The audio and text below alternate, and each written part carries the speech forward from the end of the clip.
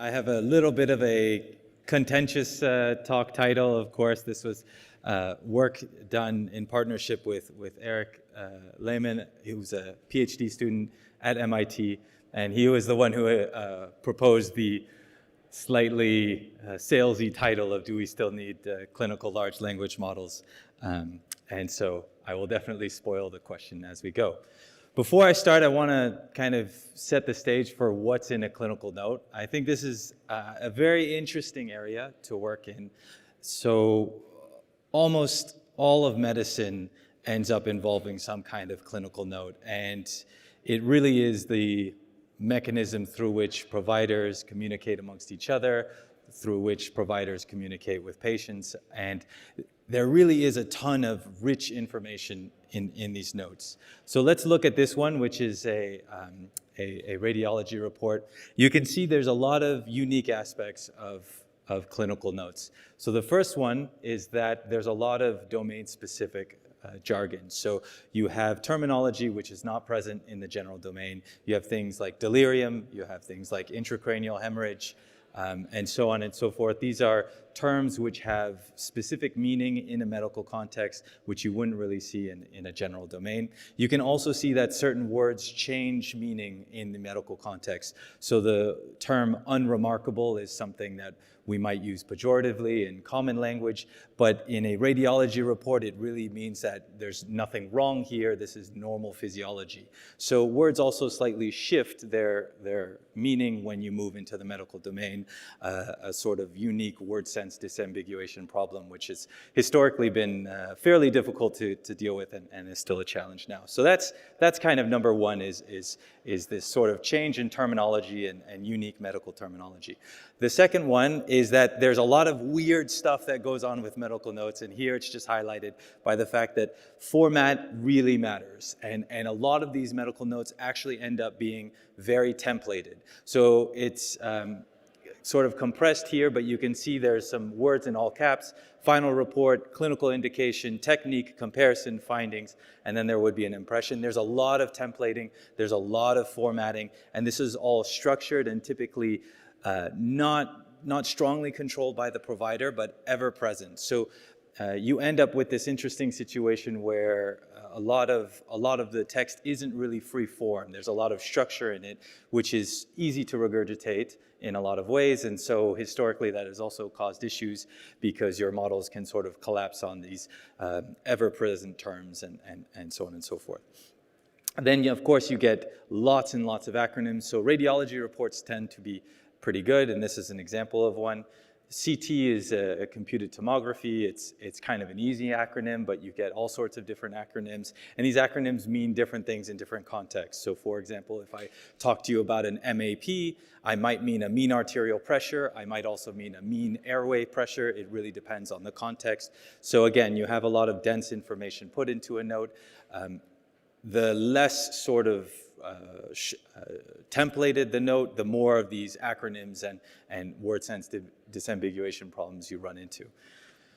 And then lastly, uniquely to medicine, we actually have a lot of work around protecting patient privacy, and we really want to use these notes to sort of better their care and at the same time not cause any harm. And there was a landmark piece of legislation in the States called HIPAA, and that basically laid out these rules for, hey, if you want to share data, you can, but you need to remove these identifiers. You need to remove names, you need to remove dates, you need to remove all this sort of stuff. So in clinical notes, you actually end up with de-identification seeping through. So here there was a doctor's name, but it's been removed by a sort of special token, which is a de-identification token.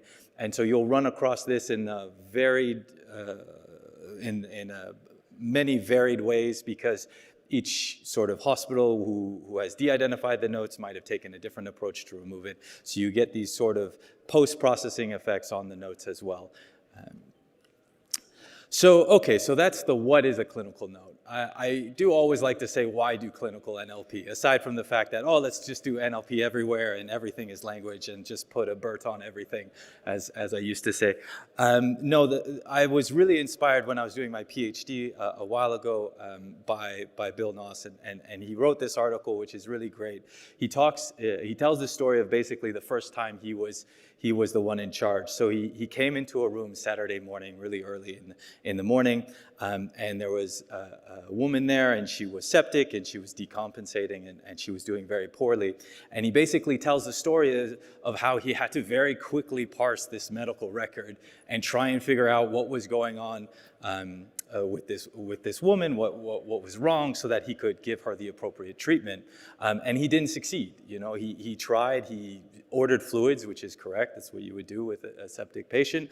But it was very clear that he came into the scene underprepared, and that there was a wealth of information available for him in the EHR back then in the sort of paper records, but he could not synthesize it in time in this sort of time-sensitive event. And so this is why I think this is kind of the main thrust of at least clinical NLP, is there's really a lot of information there, and you can cast it as a summarization problem, abstractive summarization, something like that, but it really is a lot of potential there. And that's, you know, one of the main drivers, at least in my view, of why we should be working on clinical NLP. Of course, there are other tasks like prediction and whatnot, but this really stuck with me reading this quite a few years ago. And I think this is still true today, that providers still come into units at 4 in the morning, underprepared to deal with decompensating patients, and we should be using this technology to assist in their care. So that leads us to our problem. Okay, you're a hospital, you have a lot of text, you know, you want to use LLMs like everybody. You use ChatGPT or whatever, and your mom told you about ChatGPT, and so you try to use it in your clinical practice. So the question is, how do you use this? What should you do? Because actually, there's a lot up in the air of, okay, what is the best model that I want? So there's a few different options that we looked at. The first one is, you could just train an entirely new model from scratch, right? Say you had sufficient clinical notes.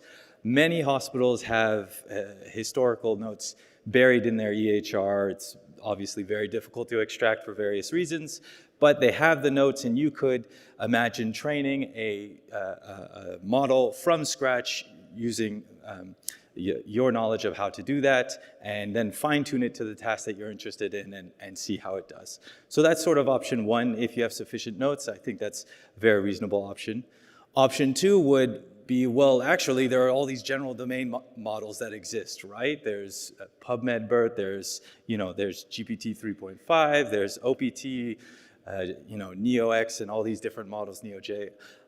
So why don't I take one of those models that's publicly available? You know, Llama obviously is one, Falcon is another. Why don't I adapt that to clinical data by pre-training it a bit further and then fine-tune to my specific task and see how that does? You know, that seems reasonable as well. But why do I even need to pre-train it on the clinical notes, actually? These models are meant to be general and usable in all these different contexts. It's actually a bit surprising, but they do encode clinical knowledge to some extent. There is a lot of clinical text available on the web. Everybody Google searches for their problem, and Google tells them that no matter what the problem is, they have some kind of terrible cancer, and stresses everybody out. I feel like everybody has gone through that. So there is a lot of sort of clinical information on the web, variable quality obviously, but it does exist. So why don't we just fine-tune one of these general models directly to our clinical task and see how that does? This is really the question that we sort of sought out to explore. So how did we evaluate this? Okay, we're going to try these different configurations. Well, there's honestly, in clinical evaluations, not a lot of good options, if I am being very honest. To be fair, in general domain, evaluations are a very difficult problem. I think evaluations are just a hard problem in general, but in the clinical domain, when you add in the difficulties around actually accessing clinical text and around sharing it, it becomes even harder. So we have these three tasks which have been published, which I'm happy for, but they are only 3 tasks. I wish we had a lot more. but for various reasons, these three made the most sense and were the most reasonable. And so the first one is a natural language inference task. So this is really to take a premise and a hypothesis and see if they're consistent, if they contradict each other. So here's an example of she emerged vigorous with APGAR of 7 and 8. Hypothesis, she had low APGAR scores. APGAR is a score for neonates, and of course this is a contradiction, right? Because an APGAR of 7 and 8 is not low. The score goes up to 8 or 10, if I recall. So that's a perfectly good APGAR score. So that's a contradiction, and that contradiction requires a little bit of clinical knowledge of what is an APGAR score, what's a normal APGAR score, what's low, what's high. If you look at the next task, it's RAD-QA. It's a question answering task, and in this one, it's really asking about sort of, given this radiology report, can you answer specific questions about this radiology report, about different findings? So that's a pretty typical question answering task, but this one is radiology specific. And then CLIP is a suite of tasks which focus on a few different things, but you're basically meant to classify, okay, from this text, what type of actions are going to be taken and sort of what are the class of actions. And this one is pretty difficult because the task is a bit weird. So if you look at that text on the left, that text on the left is classified as appointment related, and it's just a weird sort of out of distribution. It's true, but it's a very out of distribution for the typical evaluation. So a lot of the models, prompted models do poorly on this, which I'll show in a sec. So you can see these are very similar to other evaluations, but they're medical specific and they require some degree of clinical knowledge. So if we look at all the different lessons and all the different experiments that we ran, okay, so first to start you off, we're running T5 models. So, we are hailing from 2020 and we've ignored the past 3 years of progress and we don't believe in decoder models. We're all encoder decoder.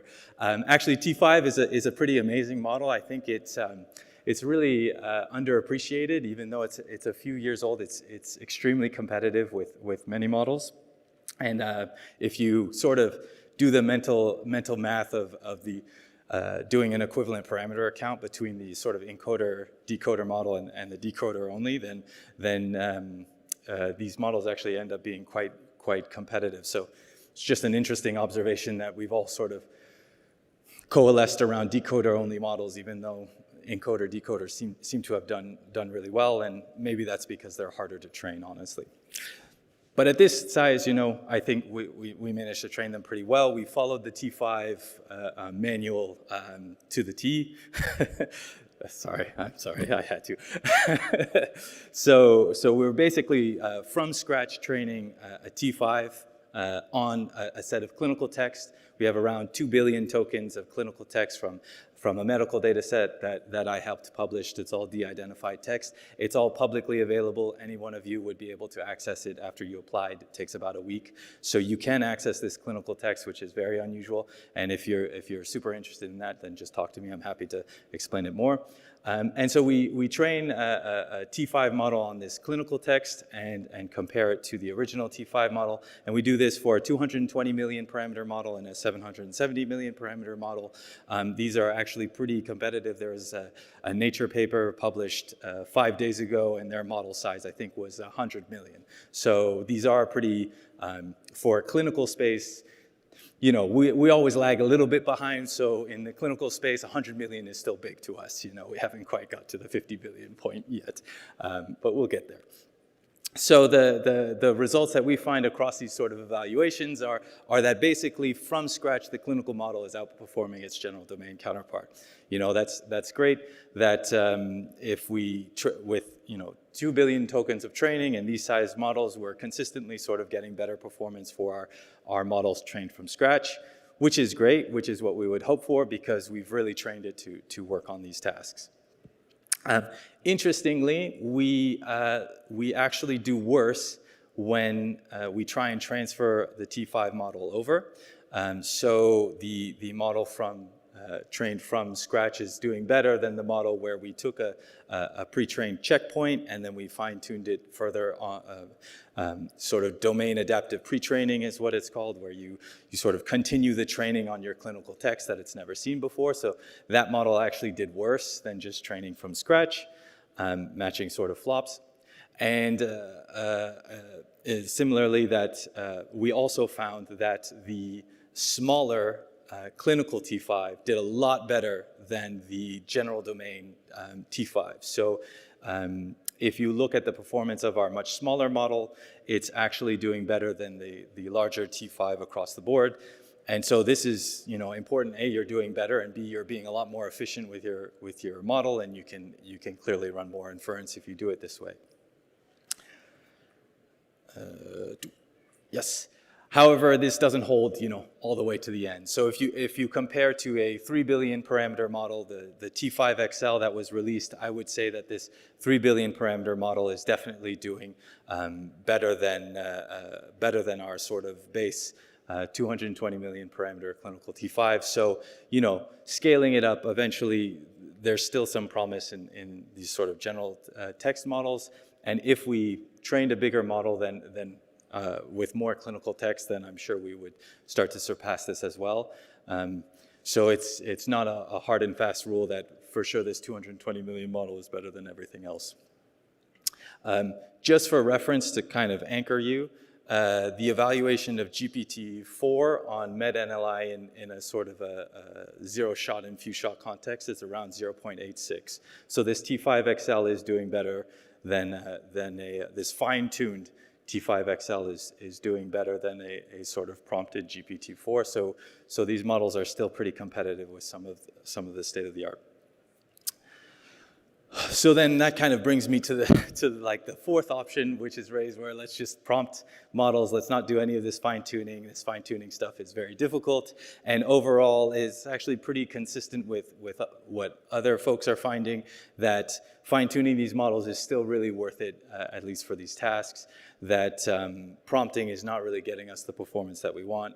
So we have plots in the associated paper for all the different models, for all the different tasks, but I'm just showing RADQA here. And so this is a pretty dense plot, but if we look at the published clinical models, there's a few of them which have used either clinical data and biomedical data, so that's PubMed GPT, or they've just been fine-tuned or trained with clinical data. So Gatortron is a big model that was trained using notes from both the public, both from Mimic as well as from somewhere in Florida, and I forget exactly the institute name, so forgive me, but it's trained using a lot of notes. You can see very, very quickly after fine-tuning, 1% of the data set, that's 50 questions, that these models are already matching the sort of GPT-3 few-shot performance. And so, even though prompting is doing very well right out of the gate, it's doing very well on these problems, very quickly after very few data samples, you're outperforming it with a fine-tuned model. So it just in general, that in-context learning falls behind quite quickly. Yeah, so I mean, that's ultimately it. That's kind of the point of our paper, that right now as it stands, training a specialized clinical model from scratch seems to be worthwhile, right? It's, we have some calculations in the paper. We try to start to do some math around, okay, well, at what point is it efficient to actually do this? Obviously, it costs you money to fine-tune a model from scratch. You can estimate how many flops you would spend on a specialized clinical model. Compare that to how many flops you would use in inference for a bigger model that is equivalent in performance. And if you assume a medium-sized health system, after a year or two of just running the model once on every note, you would make back that cost. So it very quickly ends up being worth it to train a clinical model from scratch, especially if you're planning on using it more than once on each note. All of a sudden that time horizon is getting smaller and smaller, and those inference savings are getting higher and higher. Yeah, and that's it. That's all I really had to say. Very simple message. Happy to take any questions. now or later on in the conference.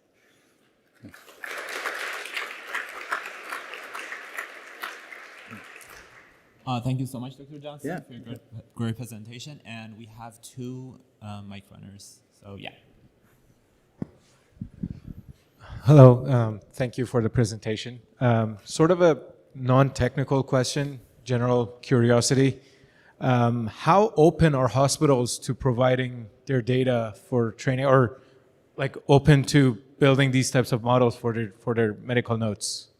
Well, there are two questions there. How open are they to sharing their data?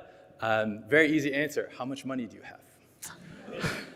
I wish I was joking. It's interesting to be an academic because in academia, we struggle. And basically, the only clinical note data set is the one that I helped publish that people can easily get access to, easily being, credentialed access. But then I talk to my friends at a startup and, they're like, oh, it's easy. Yeah, you just talk to them. And so I think hospitals are especially in the States, right? They're profit driven, so that's a big factor. Very different story here in Canada. I think it would be very difficult to access data for any kind of profit driven motive. You can, for sure, you can work with folks in the hospital. I mean, I work in a hospital, right? It's definitely possible. I've seen it happen. But it is very hard because just across the board, it's a very conservative culture. People are very terrified. The number of times I've heard, I don't want to be in the Toronto Star. I don't want to be in the Toronto Star. I could which is great, honestly. It's great that they care so much, but there's a risk-benefit, or there's a cost-benefit there, right? And so we don't gain any of the benefits that this technology could really bring that we really need in healthcare because we're so terrified of that cost. So yeah, that's an interesting one. Yeah, thank you. Thank you. Hi, thanks for the very interesting presentation. I myself work for a US healthcare company, and we deal with clinical notes all day. And I think word on the street, or at least our investors told us not to try to train your own clinical notes model. If I heard you correctly, you were like the kind of use case that you were describing was basically hospitals or healthcare organizations who own a lot of data to train their own models, right? Yeah. I was wondering, are you aware of, say, like a more commercial approach, or at least I think in what you described, one healthcare system will train their own model, but like they're not going to share it with. Like a different hospital, for example? Well, I don't know. It's a whole new world. I mean, what I have seen is that basically the larger health systems are all training their own model, and whether they do that in partnership with a commercial entity, some do, some partner with NVIDIA to get credits to do it, and then whether they will actually go off and try and, sell that model or do something commercial in that way, I have no idea. But it is the case that, at least again in the States, these hospital systems, big hospital systems are buying up community hospitals. So it's very possible that the models sort of get deployed into community settings in that way as well. But yeah, I think it's kind of still open, yeah. Yeah, okay, so good question. So the first one is really about using the biomedical literature to sort of augment this. And I think instinctively you want to say biomedical literature can support the clinical models, but they really are different entities. Biomedical literature are scientific publications. They're very well polished. Everything is written out clearly. The terminology is actually different. A clinical note is very often communication among providers. Very often, if you look at, say, nursing notes, they're written very quickly, lots of jargon. They actually seem to have different domains or be reasonably different domains that it's not a given, biomedical literature can be combined with clinical notes and you get a better model. In fact, the PubMed BERT publication from a few years ago surprisingly found that was the case, that actually adding in these not bringing in general domain and just focusing on sort of PubMed for those biomedical tasks was better. And I think a similar story will play out here, where actually bringing in that general domain isn't strictly better. Granted, if you have 700 billion tokens of biomedical text and 100 million tokens of clinical text, then probably the biomedical text will do better. So it's not a hard and fast answer, for sure, but there's a reason why, earlier we saw with the Bloomberg GPT that they brought in their domain-specific data to fine-tune the model. I think that's the same here. And then the second question, which I'm going to try and remember, but maybe I'm not going to actually successfully remember. Sorry? Oh, right. Yeah, I guess if I can reformulate that question really around, should we specialize even further than just clinical domain and start thinking about very specific subgroups of clinical medicine, for example, mental health. And I think for sure, right, it at least instinctively, it doesn't feel like you want one general purpose model to rule them all, right? You for sure want your model to interact in different ways depending on the domain. You want your model to, in sort of the maybe a model for certain tasks in mental health to be supportive and take its time, and maybe you want a model in emergency medicine to be concise and very quick, and so it doesn't really make sense to have one, at least in my mind, one general purpose model that does everything across clinical medicine, that does everything across sort of the world. I feel like it's very natural that you'll have these fine-tuned models in these different domains. Yeah. Thank you. And the last question. Final takers. Thanks a lot. My only question is, does the failure pattern of bootstrapping differs from the failure pattern from fine-tuning on top of a general text? Did you see a different kind of failure in both inference? Can we have a few examples? Not that I noticed, honestly. The failure modes, it's an interesting question, actually. I should double check to see if they have different modes of failure in the test set. It's obviously not annotated to support that, but yeah, it's an interesting question. Thank you.